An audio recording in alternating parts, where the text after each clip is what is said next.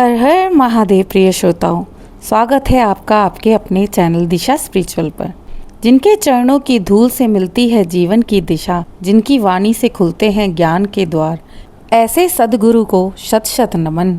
आज 10 जुलाई गुरुवार का दिन, गुरु पूर्णिमा का पावन दिन, जब हम अपने जीवन के प्रकाश पुंज अपने गुरुजनों को समर्पित करते हैं कृतज्ञता, श्रद्धा और प्रेम से। गुरु ब्रह्मा गुरु विष्णु गुरुदेवो महेश्वरा, गुरु साक्षात परब्रह्म तस्मै श्री गुरुवे नमः। सभी गुरुओं को मेरा शत शत नमन। आषाढ़ माह में पड़ने वाली पूर्णिमा को गुरु पूर्णिमा के नाम से जाना जाता है। इसी दिन महर्षि वेद व्यास जी का जन्म हुआ था, इसलिए इसका एक नाम व्यास पूर्णिमा भी है। गुरु पूर्णिमा के दिन गुरुओं का सम्मान किया जाता है और गुरु पूजन कर उनका आशीर्वाद पाया जाता है। आइए प्रिय श्रोताओं, आज इस पावन दिन हम श्रवण करते हैं गुरु पूर्णिमा की एक ऐसी दिव्य कथा जो हमें बताती है गुरु का सच्चा स्वरूप और एक गुरु का स्थान हमारे जीवन में कितना महत्वपूर्ण है। आप सभी से मेरा निवेदन है कि इस कथा में मेरे साथ अंत तक बने रहें। प्राचीन काल की बात है, एक बहुत ही ज्ञानी और तपस्वी ऋषि थे जिनका नाम पराशर मुनि था। एक बार वे यमुना नदी के किनारे से जा रहे थे, तभी उन्हें नदी पार करने की आवश्यकता पड़ी। वहां उन्होंने एक सुंदर युवती को देखा जिनका नाम सत्यवती था। सत्यवती मछुआरे की पुत्री थी और नाव चलाने का काम भी किया करती थी। पराशर मुनि सत्यवती की सुंदरता से मोहित होकर उन्होंने सत्यवती से विवाह का प्रस्ताव भी रखा। सत्यवती ने मुनि को अपनी समस्या के बारे में बताया। उसके शरीर से मछली जैसी गंध आती है, जिसके कारण उसका विवाह नहीं हो रहा है।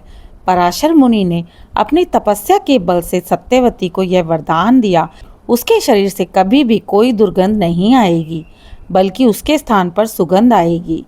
इसके साथ सत्यवती और पराशर मुनि का विवाह संपन्न हुआ। उन्हीं के संयोग से एक तेजस्वी बालक का जन्म हुआ जो एक द्वीप पर पैदा हुआ था, इसलिए उनका नाम कृष्ण देवपायन पड़ा।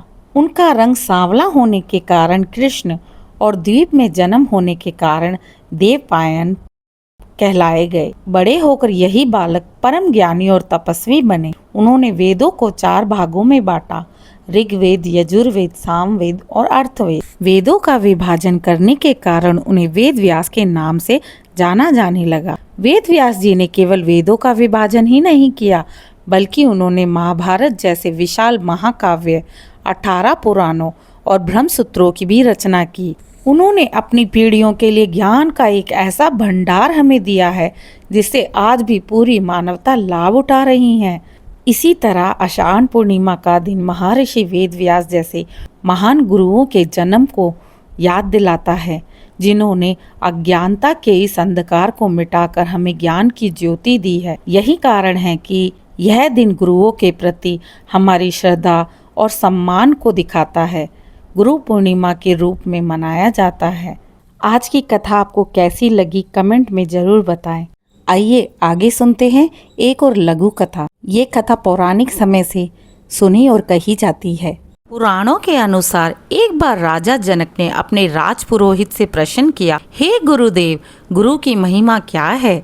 राजपुरोहित बोले, राजन, एक समय की बात है, एक ब्राह्मण था जो अत्यंत गरीब था। वह गुरु की सेवा करता था, किंतु उसकी श्रद्धा अटूट थी। गुरु ने प्रसन्न होकर उसे ज्ञान, धन, आत्मशक्ति तीनों का वरदान दिया।